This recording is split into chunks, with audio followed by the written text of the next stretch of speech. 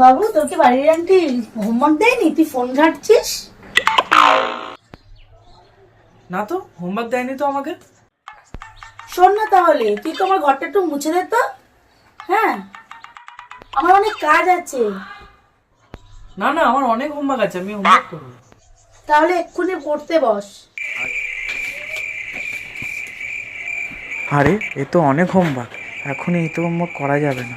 এর থেকে ভালো আমি ঘরটাই পুছে দিই। মা হোমওয়ার্ক দেয়নি, আমি তাহলে ঘরটাই পুছে দিচ্ছি। হ্যাঁ আচ্ছা ঠিক আছে, তুই ঘরটা পুছে দিয়ে বাসন কটা মেজে দিস। মাজার পরে ছাদে গিয়ে জামাটাও তুলে নিয়ে আসিস, অনেক জামা কাপড় আছে। দূর, এত কাজ করার থেকে আমি হোমওয়ার্কটাই করে নিই।